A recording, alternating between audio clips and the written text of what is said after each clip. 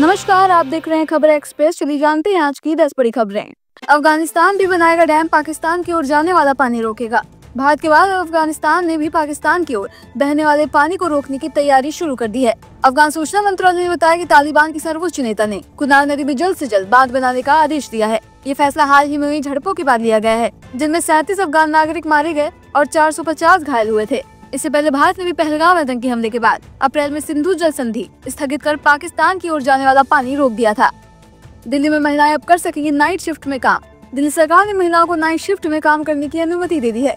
इसके लिए महिला कर्मचारियों को लिखित सहमति जरूरी होगी। नए नियम के तहत ओवर टाइम पर सामान्य वेतन का 2 गुना भुगतान मिलेगा और साप्ताहिक कार्य सीमा 48 घंटे तय की गई है। साथ ही हर प्रतिष्ठान में आंतरिक शिकायत समिति बनाना अनिवार्य होगा। ये फैसला उपराज्यपाल वीके सक्सेना की मंजूरी के बाद लागू किया गया है।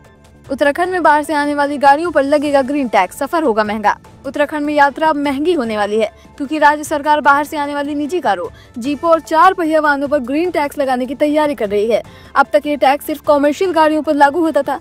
सरकार को इससे सालाना करीब 150 करोड़ की आय की उम्मीद है। परिवहन विभाग ने एक निजी कंपनी से करार किया है, जो राज्य की सीमाओं पर लगे 15 ऑटोमेटेड नंबर प्लेट रिकॉग्निशन कैमरों में बाहरी वाहनों की पहचान करेगी। ग्रीन टैक्स का उद्देश्य पर्यावरण संरक्षण को बढ़ावा देना और लोगों को प्रदूषण कम करने वाले विकल्पों के प्रति जागरूक करना है। अहमदाबाद में पटाखे फोड़ने से बड़ा हादसा, 16 साल की लड़की की मौत। गुजरात के अहमदाबाद के रानीप इलाके में लापरवाही से पटाखा फोड़ने के कारण 16 वर्षीय लड़की की मौत हो गई है। 3 लड़के लोहे की पाइप को 2 पत्थरों के बीच रखकर उसमें पटाखे फोड़ रहे थे, तभी पाइप धमाके के साथ उड़कर लड़की के सिर में जा घुसा। घायल लड़की को अस्पताल ले जाया गया है, लेकिन इलाज के दौरान उसकी मौत हो गई है। पीड़िता के पिता की शिकायत पर पुलिस ने 2 युवक और 2 नाबालिगों के खिलाफ मामला दर्ज कर तीनों को हिरासत में ले लिया है। 42 साल की महिला ने लगाई 117 फीट ऊंची बंजी जंप। उत्तराखंड के ऋषिकेश में 42 साल की महिला ने देश की सबसे ऊंची बंजी जंपिंग साइट से छलांग लगाकर सबको हैरान कर दिया है। वीडियो में जहां ज्यादातर लोग जंप से पहले घबराए नजर आते हैं, वहीं ये बुजुर्ग महिला बेहद उत्साहित दिखी। उन्होंने पूरे आत्मविश्वास के साथ 117 फीट की ऊंचाई से छलांग लगाई, न डर दिखाया और न ही चीखी। मध्य प्रदेश में देसी कार्बाइड गन से 300 लोग घायल।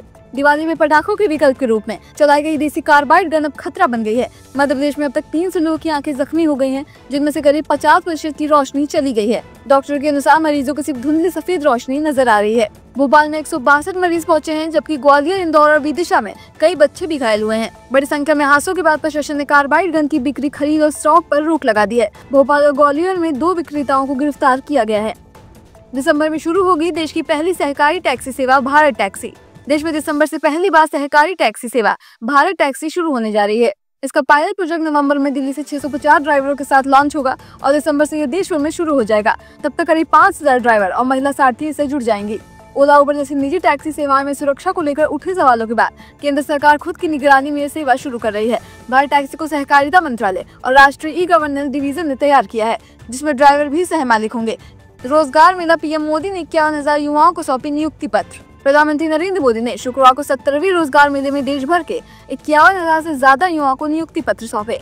इस अवसर पर उन्होंने वीडियो कॉन्फ्रेंसिंग के जरिए युवाओं को संबोधित करते हुए कहा कि ये सिर्फ सरकारी नौकरी नहीं, बल्कि राष्ट्र सेवा में योगदान देने का मौका है। पीएम ने कहा कि इस बार दिवाली आपके जीवन में नई रोशनी लेकर आई है। उत्सव के बीच पक्की नौकरी का मिलना यानी खुशी और सफलता की डबल दिवाली है।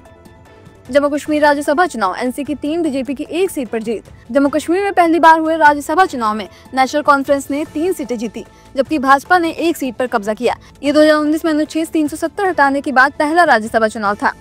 एशिया कप ट्रॉफी विवाद, दुबई से Abu Dhabi shift. Asia cup trophy को एसीसी हेडक्वार्टर दुबई से आबू धाबी ले जाया गया है। बीसीसीआई के एक अधिकारी को हाल ही में पता चला कि ट्रॉफी अब एसीसी चीफ और पीसीबी चेयरमैन मोहसिन नकवी के पास है। बीसीसीआई ने ईमेल के जरिए ट्रॉफी भारत को सौंपने की मांग की है, लेकिन नकवी ने जवाब दिया कि ट्रॉफी एसीसी ऑफिस में ही है और बीसीसीआई इस मुद्दे पर राजनीति कर रहा है।